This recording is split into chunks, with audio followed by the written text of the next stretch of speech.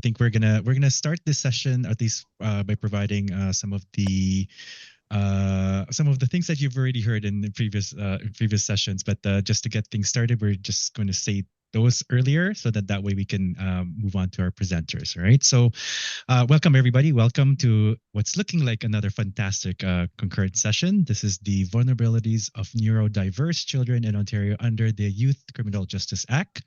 My name is Alex Tom. I'm joined by my colleague, Jennifer Dalmeda, and we will be your facilitators this session. So before we get started, we'll review some quick housekeeping notes, and then I will introduce our speakers and begin the session. So I would like to draw your attention to the bottom of the screen, where you will find the Zoom toolbar. You can use the Q&A feature to submit questions throughout the presentation. We will review these questions at the end of the session and do our best to answer as many as possible in the time we have. Please also ensure that your microphone is on mute until the Q&A portion of the session. And please note that we will be recording this session to upload to the conference website for future viewing by those who have registered. You will be able to access this platform for at least 90 days following the conference. And I would also like to remind everyone that we have closed captioning for all our sessions. Please click on the CC icon below the video window on your screen to access this function. After the session, we kindly ask that you complete the evaluation by clicking on the session in the agenda on the virtual platform. There will also be a survey button at the bottom of the session next to the join button. And finally, we would like to respectfully ask all those attending today's session to engage with each other thoughtfully and always consider the impact of your words and interactions on others. As facilitators, we will not tolerate any abusive or inappropriate behavior or hate speech, and will ensure that anyone who engages in such behavior is removed from this session. If you have been disturbed or affected by such an event, please do what you need to do. Take a break, step outside, practice deep breathing, or reach out to someone you trust. If you are in a crisis or require immediate support, please click on the FAQ icon on the conference homepage to access contact information for Connex Ontario. And if you would like to report an incident, please contact the event manager, Sherry Shim, by either clicking on the assistance button on the top right menu on the screen, or text Sherry at 416-605-5975. So without further ado, I will now introduce our presenters for this session. We have Samira Ahmed. Samira is a litigation lawyer at Justice for Children and Youth, otherwise known as JFCY. We have Dr. Vula Marinos. Dr. Vula Marinos is a professor in the Department of Child and Youth Studies and Forensic Psychology and Criminal Justice Program at the Brock University. We have Dr. Daniela Bendo. Dr. Daniela Bendo is an associate professor at King's University College at Western University. And finally, we have Dr. Nathan Innocente. And Dr. Nathan Innocente is an organizational criminologist and an associate professor at the Criminology and Law at the University of Toronto, Mississauga. So I will now turn it over perhaps to you, Samira. If we can get the slide deck up, that would be very helpful.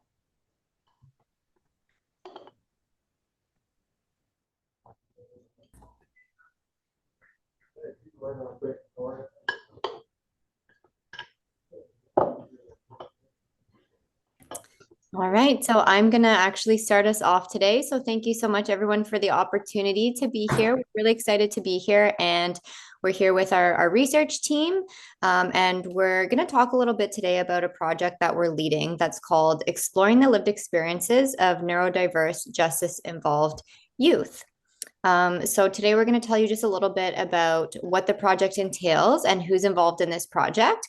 And we're going to also cover the main objectives of the project, which will lead to the context for why we're actually focusing on this really important area. So focusing specifically on neurodiverse justice-involved young people.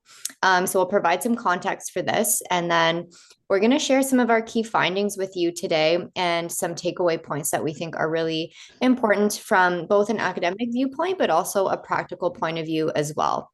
So that's the plan for today. So if we can move to the next slide, I'll talk a little bit about who's involved. So this is a pretty big project. It's supported by the Social Sciences and Humanities Research Council of Canada, and it's actually a partnership development grant, which means that we have partners at academic universities here. So that, as you can see, there's quite a few universities listed. And we've actually partnered with our community partner, Justice for Children and Youth, which is really exciting because it's enabled us to take a little bit of an academic point of view, but also integrate more of a practical point of view as well. So those are our key partners, and this really leads to the main objectives of the project. So we'll go to the next slide here, and I'm just going to talk a little bit about the focus of the project. Generally speaking, there's quite a few different objectives that we have for this project, but there were two specific goals that we really wanted to try and research and uncover. The first one was we wanted to evaluate whether the Youth Criminal Justice Act actually offers neurodiverse justice-involved young people. And specifically, when I'm referring to neurodiverse young people, we really are focusing on young people who identify as having an intellectual and a developmental disability specifically. So we wanted to understand, does the Youth Criminal Justice Act offer appropriate protections that are consistent with the Youth Criminal Justice Act provisions? So that was the first objective of the project, which we're going to unpack a little bit about what we found in relation to this objective. And the second one was, more generally speaking, we wanted to really understand, what are the viewpoints or the lived experiences of neurodiverse young people as they try to navigate the youth criminal justice system. So two broad objectives with more specific findings in terms of what we're going to present on today, but just so you have an understanding of what we went into the project trying to really uncover, these were the two main goals. So we'll move to the next slide here.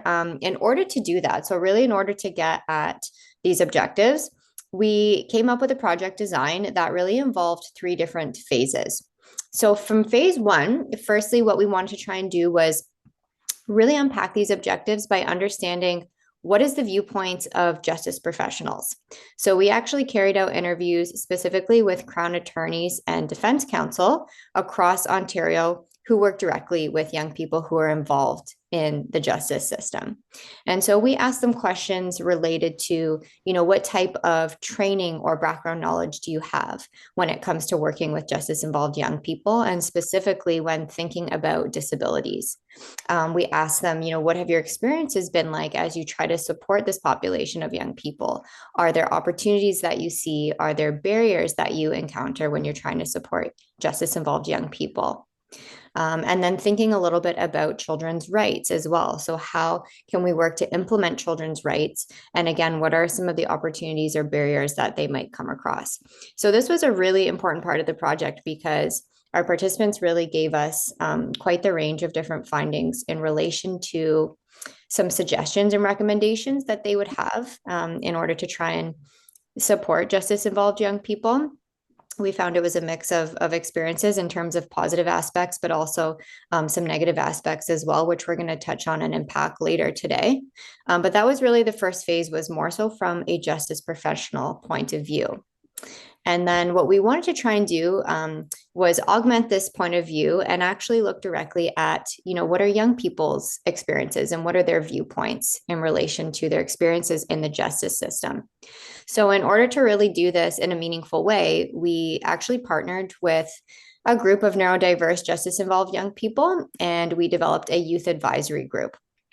And the goal of the youth advisory group was to actually have the young people tell us what they thought would be important to research in relation to the two research objectives that we were covering, but then also to actually help us design the project. So this was really important because we had an opportunity to work with young people over various sessions, and they actually helped us co-design our research study. So that kind of led to phase 2B, which was interviews with neurodiverse justice-involved young people. So this is actually what our youth advisory group came up with. They thought that interviews would be the most effective way to really capture the lived experiences and viewpoints of the youth. And so they helped us come up with an interview schedule, the interview questions. They helped us design the actual approach to carrying out the interviews. So for example, they thought that it would be important to do interviews online. They came up with ideas about what type of honorarium and compensation should be offered to young people. And so that was really important to us because obviously we're researching a group of young people that have lived experiences with the different issues that we're trying to unpack. And so we wanted to design the project in a way that was really accessible to young people and meaningful, given that, it's quite the time commitment that they're making to take part in this research. So in terms of some of the findings we're going to talk about today, you can just kind of keep that in mind. So we kind of looked at justice professionals' viewpoints, and then we really partnered with young people to develop the design element of the project that focused on youth. And then we carried out interviews specifically with neurodiverse justice involved young people. And you'll hear from the findings today. It's really incredible, actually, and really impactful in terms of what the youth told us that their experiences have been like. And I think a lot of them have really important implications for things that we can do to really support and implement children's rights in the justice system. So you'll see that today in terms of some of the findings that we're going to unpack. But without getting too far into the design element, maybe what I'll do is I'll pass it over to Samira, and she's going to provide some context for, why this project, why these objectives, and why this area is really so important. Yeah, it was such a great pleasure for Justice for Children and Youth to be a community partner on this project. Many of us are involved in the Landon Pearson Center for Childhood and Children's Rights that has a children's rights academic network that is really about connecting research to, the actual experiences and legal work that our office is doing and other people are doing across the country to try and make sure that children's rights is a lived reality for children nationally. And so this is kind of a legacy project in lots of ways for Landon Pearson in lots of ways. And so that's how we met. So Justice for Children and Youth as a community partner is important to this work because we are a child and youth rights organization that advances access to justice and to ensure that children are seen as an equity-seeking group that has further advancement in terms of their rights. And so we are on a daily basis advocating for vulnerable neurodiverse children who are in the youth criminal justice system across Ontario. And so this was kind of a pitch that I gave to Danielle and Christine many years ago now to say that this is something that I'm really passionate about and they're equally passionate about. And so this project is really a labor of love. Before we get going any further, I know with all of these conferences, I just want to start by recognizing the expertise in the room in terms of young people who are working with young people in their roles and who are being demanded to offer best practice services to this population when they're under-resourced and underserved in terms of their ability to do that. So hopefully you know that this can be an opportunity for shared discussion as we move forward. So with that in mind, I'll move to the next slide. So, this project, again, is born out of a children's rights project. So Justice for Children and Youth bases all of our representation based on children as rights holders. So that means that they are, capable of providing legal advice and instructions to counsel.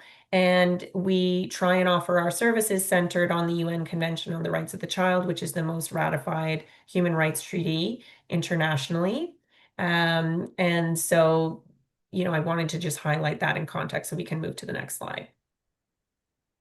So Justice for Children and Youth views our anti-oppression framework as a children's rights framework, which means that we believe that children face significant access to justice barriers, and that we have to work to advance their experience of having personal agency. And as adult duty bearers and supporters, we have to build their capacity to make decisions by helping them make decisions that are best for them, not from a paternalistic perspective of what we believe is best for them, but actually enhancing their capacity to make the right decisions for them.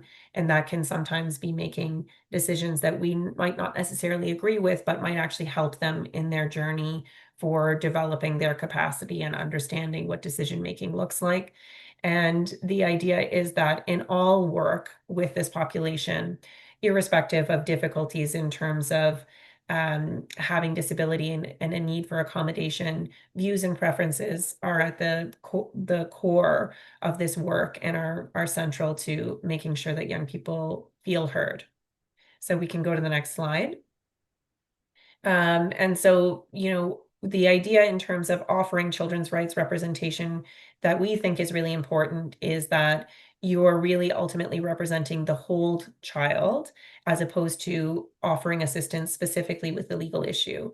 And so that means having a real understanding of who the young person is and what their actual lived experience is related to their development, mental health, neurodiversity, and their history of trauma. And to make sure that we recognize the privilege that we bring to the situation and the power that we have in those situations and the power dynamic that exists, whether we want it to or not, and to really take an integrated approach to make sure that there is not solely a legal-based issue that needs to be solved, but really looking at the underlying causes of the legal issue to ensure that young people get connected to community resources that are meaningful and supportive in a long-term, appropriate way. Next slide. So Justice for Children and Youth provides varied representation on a diverse amount of subjects, which allows us to ensure that we see that a young person who has overlapping and intersecting legal issues only has one lawyer, and our services are available to young people from across the province who are under the age of 18 or who are over the age of 18 and are experiencing homelessness. So this is just a little bit of a knowledge basing slide here. Next slide. And this is our website. If you want to go on our website to learn more about our services and to learn a little bit more about this research project, but also to see some of our publication resources specifically about the Youth Criminal Justice Act. And you can see that on the next slide. So these are some of our varied child and youth friendly publications that we have available on our website. Next slide. So that brings us to understanding the context of what is criminal justice when we talk about young people. The idea is that the youth criminal justice system is built so that it is a separate system from the adult criminal justice system. And so young people have an entirely separate regime that is set out in the Youth Criminal Justice Act. It is not a mini adult criminal justice system. It's designed to be a system that is based on reduced moral blameworthiness, recognizing that young people have a reduced maturity. It is for crimes that are committed by young people when they are between the ages of 12 and under 18. And it includes special protections of the rights and freedoms of young people as set out in the UN Convention on the Rights of the Child. And the idea is that it is less about punishment and more about reintegration and rehabilitation. But fundamentally, what's really critical, in my opinion, is what we were talking about as well in terms of Justice for Children and Youth model for service delivery, which is the goal of the system is to prevent young people from living a life of criminalization. And the method for doing that is to try and recognize the underlying causes of the criminality and address them in a community-oriented way rather than through the criminalization of a young person. And so the system is built on enhanced protections that are designed to reduce the stigmatization of having been, criminalized under the youth criminal justice system. So the language is quite different in lots of ways, and the language is designed purposely to be different to ensure that there's a different approach. So the idea is that young people don't get criminal records, they get youth records, they don't get convictions, they get findings of guilt. And so the legislation is designed to try and recognize young people as being at a stage and age of their life where they're designed to push boundaries, which often leads to involvement in the criminal justice system that doesn't, result in ongoing criminalization in an adult way. We know that statistically, crime is a young person's game. It doesn't necessarily end at 18, probably more so coincides with brain development, which is kind of an interesting thing that we're always, asking about whether or not the Youth Criminal Justice Act should go to 25. But for our purposes now, it's between the ages of 12 and under the age of 18. Next slide. Looking at some of the unique features of the Youth Criminal Justice Act, the idea is that in order for a statement by a young person that is made to the police to be admissible in the youth criminal justice system and a trial in the youth criminal justice system, there has to be an understanding that the young person really did, in light of their age and stage of development and unique vulnerabilities, understand that they were making a statement to the police and waiving their right to have counsel present or to have a person in position of trust to them present with them. So that's a unique feature, is that, there's supposed to be less trickery that can be involved from collecting a statement perspective from young people, and that comes from a Supreme Court of Canada decision that Justice for Children and Youth intervened on. And there's an enhanced right to counsel under the Youth Criminal Justice Act, which is to say that typically for legal aid criteria in Ontario, to be eligible for criminal defense representation, if you are below the poverty line, you also have to demonstrate that there's a risk that you're facing jail time.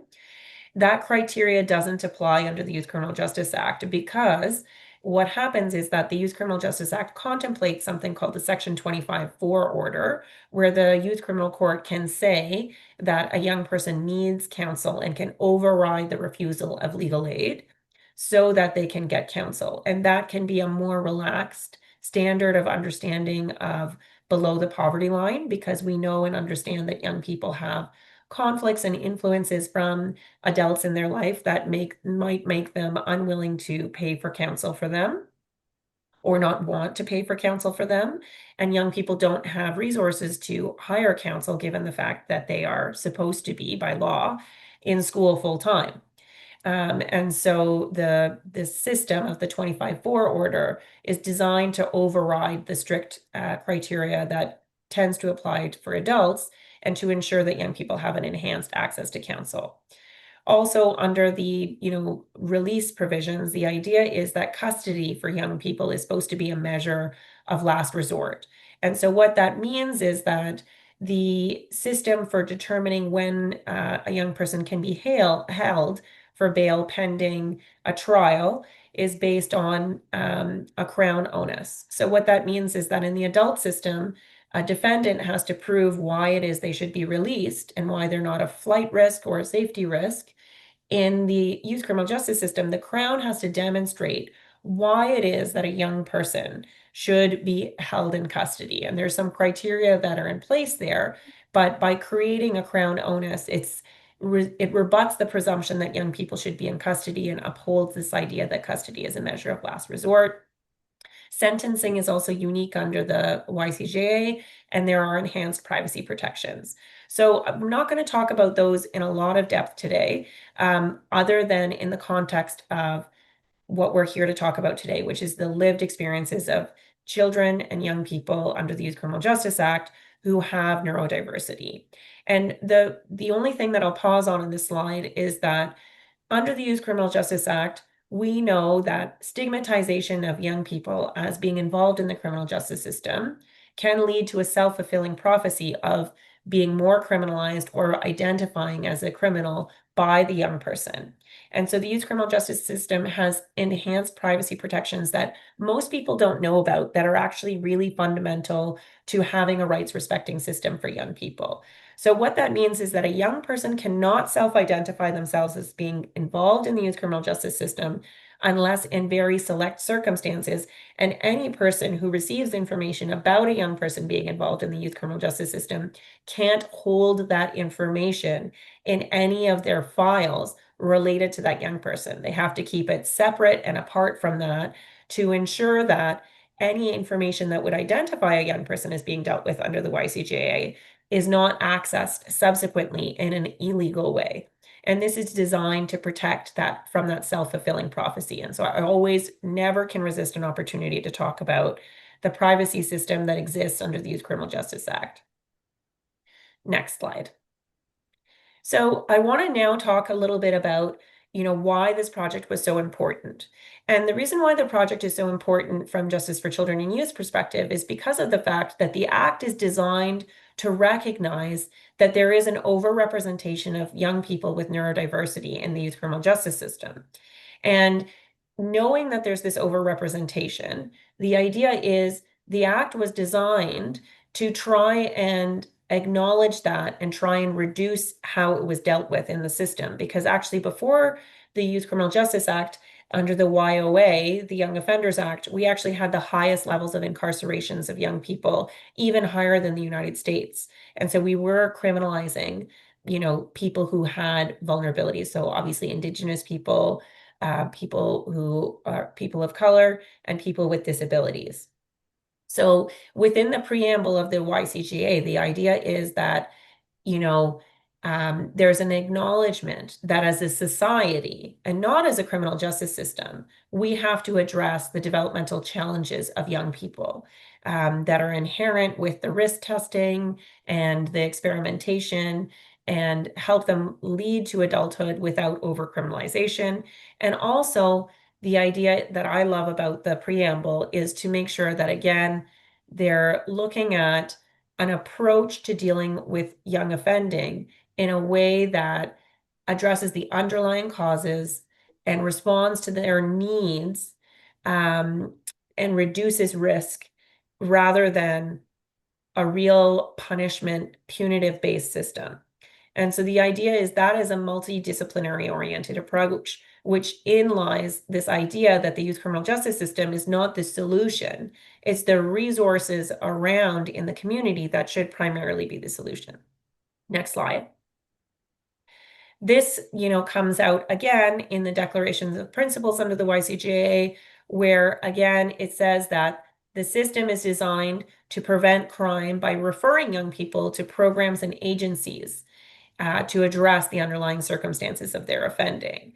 And the measures should be meaningful to the young person, given their needs, their level of development, and where appropriate, involvement of, family, community, and social agencies that, again, assist with rehabilitation and reintegration in the community. So this is carrying forward this idea that we have to be really mindful of who the young person is, making it a real offender-based system as opposed to a punitive-based system that's really trying to push a young person out of the criminal justice system rather than have the quicksand come and hold them in the system. Next slide. And so this carries, again, into the bail system under the Youth Criminal Justice Act. So the idea is that there's a lot of belief within the community at large, within the school system, within the healthcare system sometimes, and definitely within the child protection system, that the youth criminal justice system might have solutions for vulnerable young people, which should be used as a reason for calling the police for incidences that are happening with young people. And so under the system where the Crown is supposed to determine whether a young person can be held or should be held, the idea is that also the justice system as a whole, including peace officers, so police officers, and the court, should make sure that a young person is not being subject to bail terms or being held in custody if it is being used as a substitute for child protection, mental health, or social measures, which is important in this context because we don't want young people looking for accommodations for disability within the youth criminal justice system, because it's not a dignity and rights-oriented approach that's consistent with the Youth Criminal Justice Act. Next slide. And so, again, the Youth Criminal Justice Act is different in the sense that there is a variety of different consequences that are available to young people. So while there is mental health diversion, just like in the adult criminal justice system, it is not, sometimes it can be a guilty-oriented court for adults. That is not the case for young people. It's supposed to be an informal resolution process where a young person might have their charges before the criminal courts for a duration of time while they do upfront work and get connected to community resources for counseling or neurodiversity-oriented supports. Maybe that's a day program. Maybe that's an after-school program. There's a diverse amount of things there. There is also a unique program under the youth criminal justice system called extrajudicial sanctions, where a young person can accept responsibility for the incident as it is described in the police synopsis, but not plead guilty.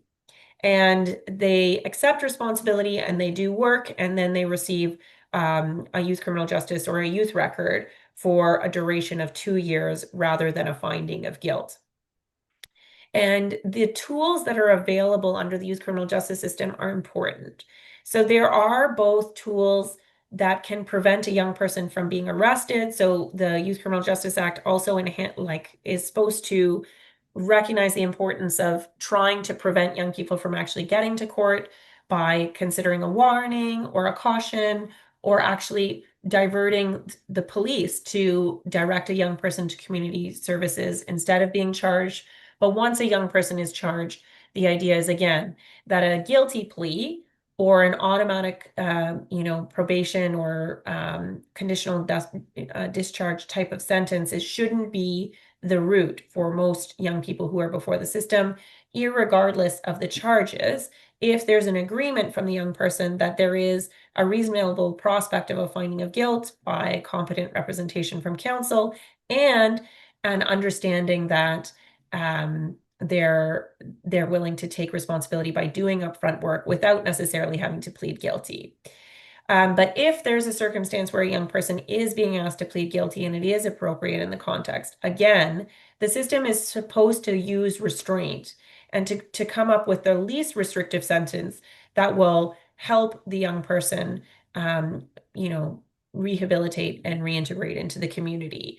And again, this section is here because, again, a sentence for a young person is not supposed to be a substitute for an accommodation. And so you see this language here in the bottom of the slide coming again, which is to say, we don't want to use the criminal justice system as the tool for a young person getting the services that they want. Next slide. So I think that one of the real risk factors for why young people end up in the youth criminal justice system who have neurodiversity is that oftentimes getting a diagnosis or knowing what your diagnosis is a challenge that exists. And this is a significant problem that is universal across the province. And it's also difficult for counsel to know whether or not there's a diagnosis. And the idea is that one of the things that I wanted to highlight here is that the criminal justice system should not be the front line for obtaining mental health or developmental disability diagnoses. Because if a diagnosis is done in the youth criminal justice system, it's done typically by what's called a Section 34 assessment under the YCJA. And that assessment is then owned by the youth criminal court rather than by the young person, which is a problem because, that assessment is going to be held as a part of the youth court file, which can be accessed if a young person gets charged during the access period for their previous charges, or it can be accessed by court order, for example, if that person gets charges as an adult. And so there's a risk factor sometimes in light of these assessments where they may include indications of risk factors related to ongoing criminal involvement that then might be used against a young person if it's been a pre-existing known fact in the past. And so the idea is that assessments as a first line should happen in the community, and that it's important to try and see whether there are resources and services that exist. And so one of the things that Justice for Children and Youth and other mental health agencies has been trying to do is to make it accessible for people to get assessments when they're charged without it having to be a Section 34 assessment, meaning that all of the young person's mental health and healthcare rights related to privacy flow to that assessment.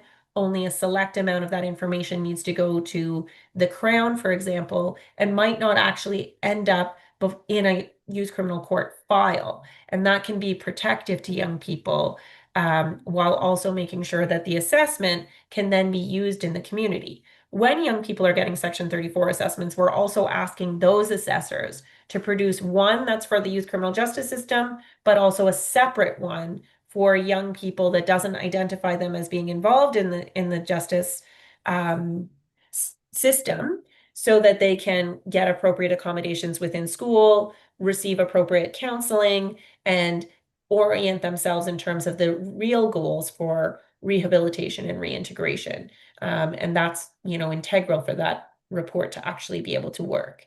And so one of the things that we often get asked in the circumstance is, how do we find out if a young person has a disability and it has neurodiversity? And so, one of the things is that the school is a good line, right? Is the young person attending school? Period. That's a good starting point. And if they are attending school, do they have an individual education plan? Do they have an IPRC placement that has them, having supports and services where they're being withdrawn from the classroom or in a specialized classroom because of the severity of their needs? Are they taking medication? These are things that can happen absent an assessment, but are good indications that there's a need for a diagnosis potentially, or that there's something bigger going on, and there could be a request for school records to be able to understand what they see are the needs without, again, trying to identify themselves as being involved in the justice system, but to properly be able to collect information to ensure that you're able to offer appropriate accommodations to the young person who's in the criminal justice system, but also make sure that appropriate advocacy goes before the Crown Attorney in the actual resolution process. Next slide. So my part of the presentation obviously is very quick because we want to do lots of things today, but I just wanted to, summarize what we said. So the youth criminal justice system is designed to supposedly be sensitive to the lived experiences of neurodiverse children. And I think that that's actually quite a significant challenge in terms of how the justice system actually operates. And that's because of the fact that it still operates a lot like an adult criminal justice system. The crowns are the same, the judges are the same, the courtrooms are the same, the police are the same. And so we're relying on those systems, the crowns, the judges, the courtrooms, the police, and the same probation officers sometimes, to really know and understand the Youth Criminal Justice Act and to crack open the legislation as separate from the criminal code and to really breathe life into what it means to meet young people where they are at developmentally, to understand that they have a reduced blameworthiness for criminal behavior, and to advocate for systems and services that don't penalize them, but actually see them thriving and succeeding in their adolescence, but also into adulthood. And so my big piece from this perspective is that everybody needs to be a squeaky wheel from that perspective in terms of trying to pull away from the adult system that is the day in and day out bread and butter of the larger institutions of courthouses and police, and stay really focused within the bounds of the legislation. And it's important to be asking questions about how are people trying to address the underlying causes of the crime? Are people really attentive to what the underlying causes are?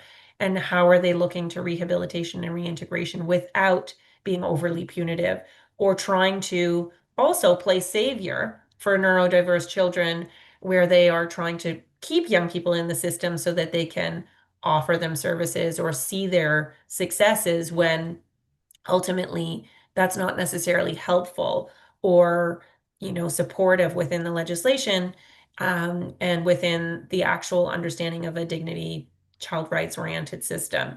And so from that perspective, it's important that when we're talking about neurodiverse children, that even if we're able to identify that there is a suspected diagnosis or an appropriate diagnosis, a young person might not want to self-identify those risk factors, and they have no obligation to do so.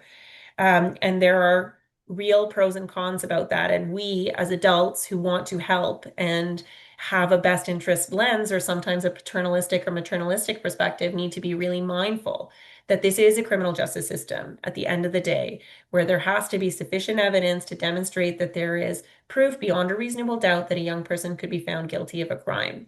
And they don't have to talk about the underlying causes of their potential youth criminal justice involvement if there's not a reasonable prospect of a finding of guilt. And they don't have to do it if they don't want to, period. Because that can land in the youth criminal justice file that can then transfer them to adulthood and might result in more criminalization that could be inappropriate and harmful. And so the youth criminal justice system, as it stands right now, does not have the tools to solve issues related to neurodiversity, and it shouldn't be used to do that. Criminalization is never the solution. The solution is to offer appropriate accommodations and services for neurodiverse young people within the community and within community agencies that shouldn't be funded as a result of the youth criminal justice system, but be funded because of the fact that this population exists and needs appropriate services. And this is fundamentally important. So I'm going to stop there and just take 1 second to show you, a case study of a typical client that Justice for Children and Youth sees in this circumstance to highlight for you who we're talking about sometimes when we're talking about these young people, if they're not the young people that you see day in and day out in your job. So we'll go to the next slide.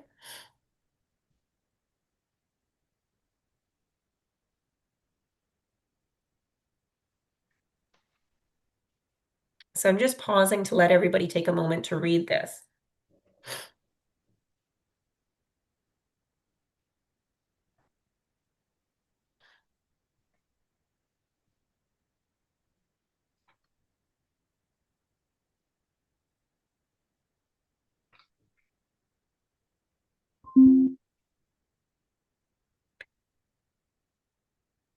And so, from this slide, I think it's a really good point to turn to some of the research that we're going to be discussing from Dale and Vula and Daniela. Sorry, Nathan, not Dale today. And so I've included some best practice slides about communication and best practices for young people, but those are really takeaway slides rather than slides that I'm going to go through in detail today unless there's specific questions about that. So I'm going to ask you to skip forward a few slides so that we can, keep going. Yeah. Yeah. And I'm going to leave it with my friends now. Okay, thank you so much, Samira. Hello, everyone. I hope everyone is doing well today. So I wanted to begin, rather than sort of be boring and outline all of the literature and what we know about young people and criminal justice professionals with respect to the research. I thought I'd begin by pointing to a couple of interesting quotes that came out of the research that I think act as springboards for exploring the literature and the context about research about lawyers and their youth clients. So the first quote that you see here is by a lawyer who, was asked a number of different questions around why it may be important to know that their youth client, has an intellectual and developmental disability or is neurodivergent. And they said, I'm obligated to know what is happening with the young person. And so it may be obvious that, of course, a lawyer wants to know about their client as a human, and particularly when we're talking about the YCJA, they really want to get to understanding the young person, the whole person. But the notion of obligation, I thought, was really important here. And it really leads to understanding that lawyers are looking to get the best outcome for their clients, but they are clients, even though they are young people. And as Samira said, they have agency and they have the power to make decisions in their best interests, even if we don't believe that that is the best decision. But the obligation part I thought was really important. The next quote is actually from a young person who was asked, what kinds of changes would you like to see in the youth justice system? And with respect to proceedings. And they said, I guess the one thing I would say is having it more accessible, and the language that sometimes it just felt like everyone was talking around and I was not really sure what was going on. And then after leaving, I was given a debrief after of like, okay, this is what just happened or what the rundown was. But it would have been nice to, I guess, being more involved and the actual experience in court, or just have a better idea of what's going on. So maybe that is the judge talking to me and being more directly like a human being rather than everyone talking around me.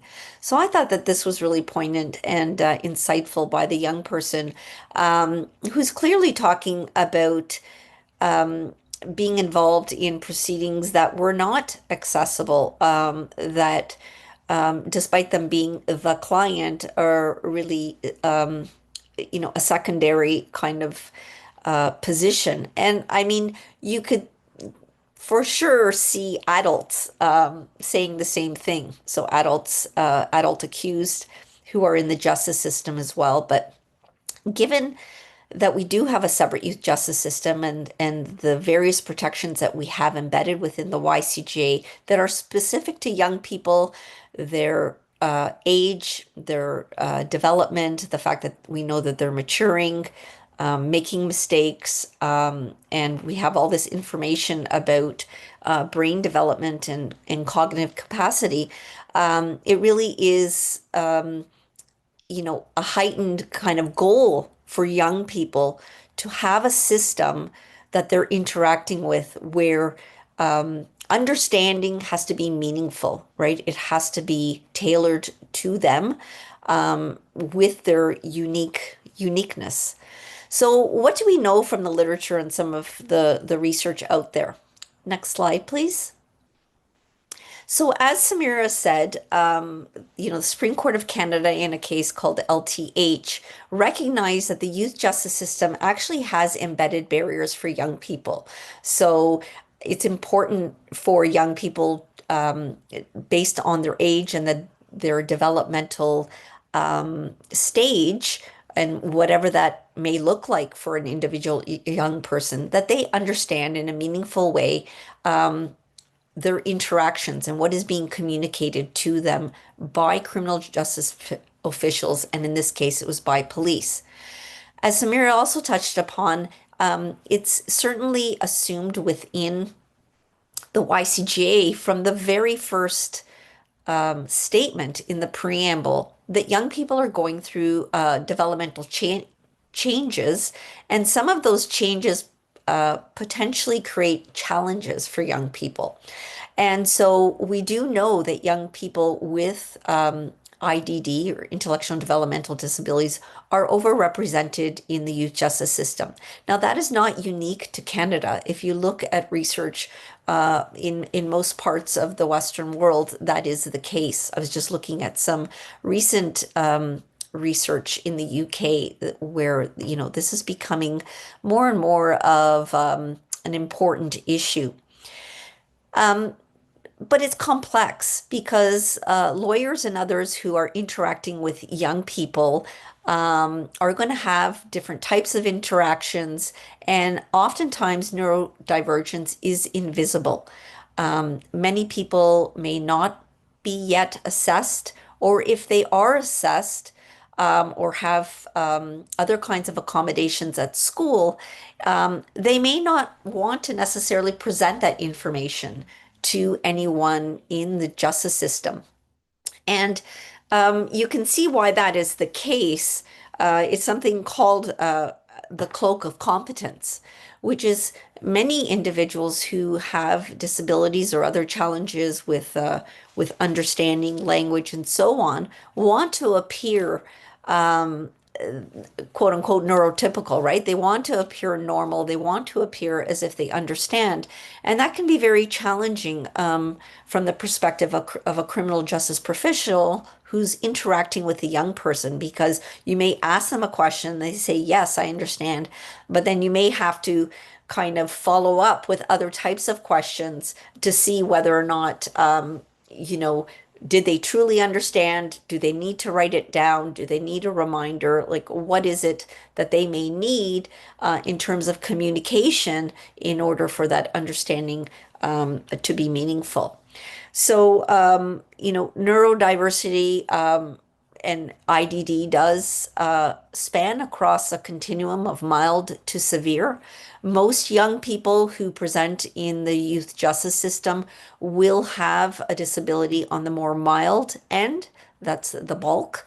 But, there are other things to consider, which is that young people who have IDD are more likely to also have a mental health issue or a challenge or illness, diagnosed or not.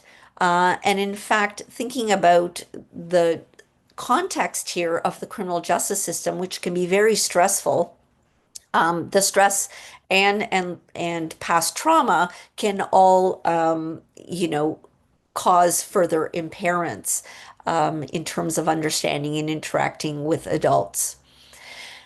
What else do we know about the research? Well, we know, for example, that there is increasingly research with young people, asking young people who are justice involved for their views and for their lived experiences, just as the current one has.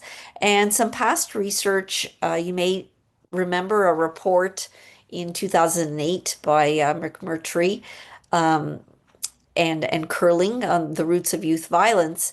Many young people were interviewed, and one of the areas that the report highlighted was around lack of youth voice. And many young people, because of their age, feel that they lack power. But then you put them in the justice system, and they're feeling even more vulnerable and more disempowered.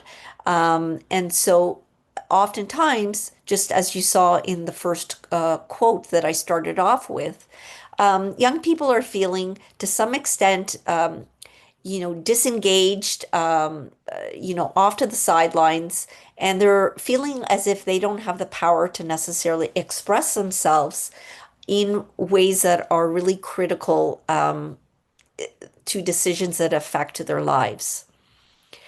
We also know a lot about young people's understanding or lack of understanding of legal rights. And so typically the psychological kind of developmental perspective is that between the ages of 12 and 17 inclusive, as you increase in age, you will increase in maturity, you will increase in physical development, emotional development, social development, and you will also increase your capacity to understand. Well, that's actually not what we have found in the literature. And this really speaks to meeting young people where they're at developmentally and in whatever unique ways that that presents itself as. So we know that on the whole, young people have a low understanding of their legal rights, including youth waiver forms, which is quite interesting. And that varies based upon young people's development, their age, but increasing comprehension is not linear. It does not necessarily increase by age, as I mentioned. And so, understanding then where a young person may feel challenged is really quite important. So in one study, they found that young people, they explored the actual youth waiver forms and found that the level of education required in order to understand these forms was well into the high school level, with, some language, of course, being, legal jargon, and in language that was more adult-like or required a different level of understanding. Of course, the stress and trauma can act as barriers to understanding as well. Next slide, please. Hey, how many of the candle holders do we want? Hello? I would say order 150. Okay. Because with Colleen being... Sorry, we'll meet, right. I think we missed a slide. Can you just go up? Right. I'll make this very quick. So, I mean, we don't know a lot about justice professionals' views and their own experiences of interacting with young people with disabilities. It's largely been, around focusing on police and their interactions with youth and adults. And so therein lies a research gap that this research is trying to fill. And certainly there's been less attention to young people and their interactions with court officials, such as lawyers. There's also been limited research about the experiences of justice-involved young people with IDD. Again, this research is attempting to fill in that gap. And finally, looking at how lawyers, what do they know in terms of their law school education, their clinical legal education, and training as working professionals. And so you'll hear from Nathan, I believe, about the results of a scoping review that was conducted. But what you will see is that there are serious limits to that. And but it's so critical because we do know, of course, that lawyers training about disabilities enhances the quality of their communication with their clients, their overall representation, advocacy, and support. And so you can see how this is really critical when it comes to young people who are more vulnerable, and who are immersed in a system that is really meant to support them for criminal justice purposes, but unfortunately has been relied upon too often to be the sort of conduit with community-based services. So for better or for worse, that is sort of the reality to some extent. As Samira said, you have to be sort of the squeaky wheel here. Not to put lots of pressure on people, but coming from her own perspective, there really is an important role for justice professionals and those working in the community with young people to kind of address these issues. So thank you.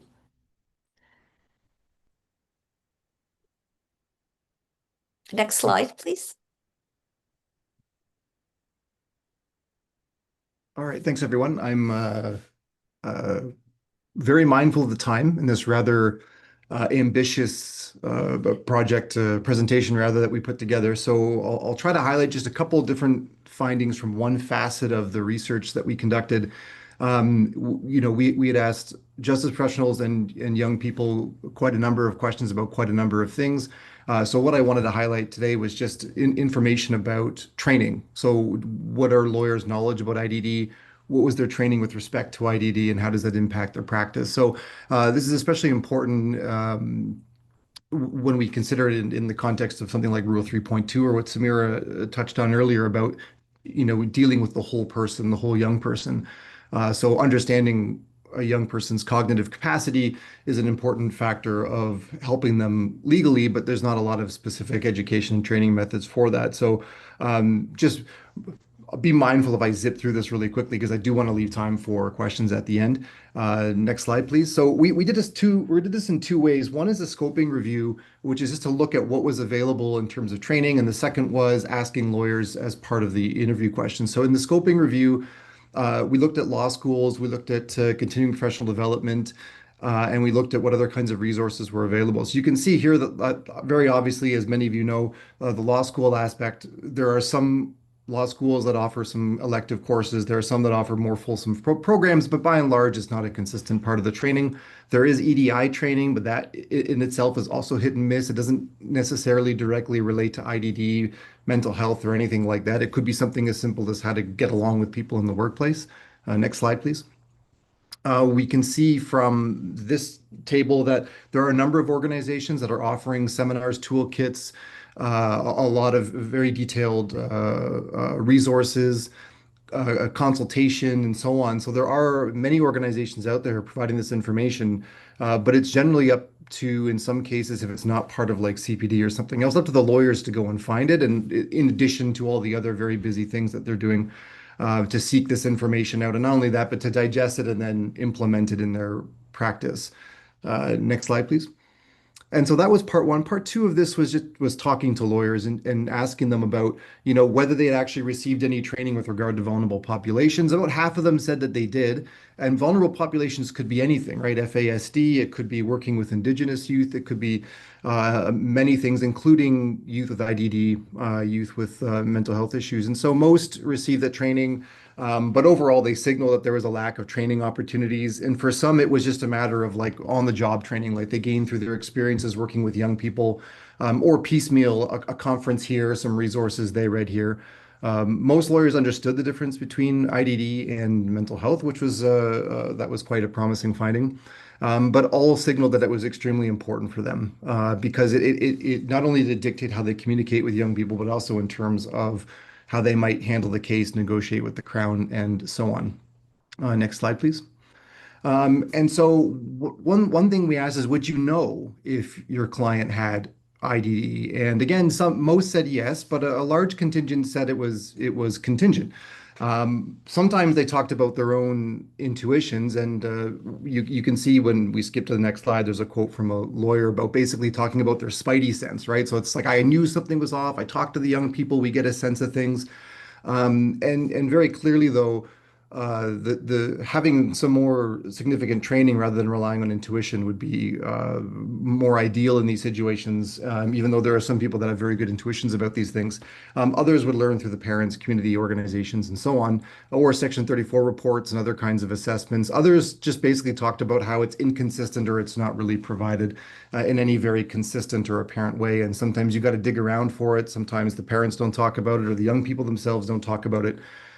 When you talk to young people themselves, overwhelming majority say that it's good for professionals to be informed about their cognitive capacities, and for three main reasons: to consider those capacities so that the youth understand their rights, they understand what's going on, it can be explained to them in a way that they can understand, and also, of course, to mitigate sentencing. So there, I've wrapped up everything as quickly as I could.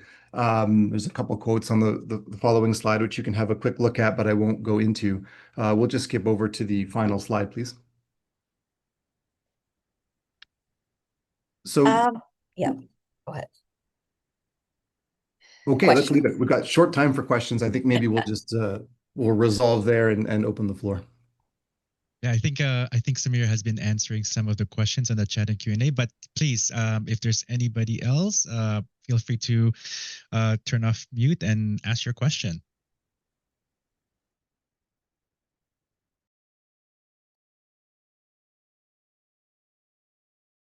I think maybe also just to say, I know we didn't really have time to unpack fully some of the other findings, but if anyone is interested, like if you're interested in understanding more about what the young people said, because that was a really important part of the project for us, I've linked some resources for publications that have been released already that provide some additional findings from youth and also from justice professionals as well. So you're welcome to look at those sources, and always reach out to our team too if you want to chat more about any of the findings. Well, if there's no other questions, I know there's a closing session just immediately after 3:30. So I'm just going to perhaps conclude. Yeah, I'm going to conclude. So thank you so much, Samira, Dr. Vando, Dr. Marinos, and Dr. Inocente. This session has been so informative. For me, I'm on the business side at CMHA, so it's always fascinating to hear from folks like yourself. So thank you. But I kindly ask the participants to join me in thanking our speakers for their great presentations and sharing their knowledge with us. Please take a moment to fill in the survey for the sessions by clicking on the agenda in the platform. And then, yeah, we encourage you to take some time to connect with fellow participants and visit our poster and exhibitor halls when you can view posters, presentations, and connect with our exhibitors. And don't forget to add resources from our exhibitors to your personal swag bag. We would appreciate if you could also take a few moments to complete our conference evaluation. You could access the conference evaluations by clicking the evaluation icon on the conference homepage in the menu bar. Your feedback is anonymous and appreciated. So yeah, thank you once again to our speakers and every one of you for your participation in this an insightful question. I know that we had very short time for insightful questions. Thank you to Jennifer for facilitating with me, and to Mary for making all of this happen. Now, I guess please join me for the closing remarks by clicking on the agenda and the platform and choosing the closing remarks and clicking on the join button. So yeah, there you go. We have 1 minute left to go to the closing session. We made it. But yeah, thank you everybody, and see you all there, and have a fantastic day, everybody.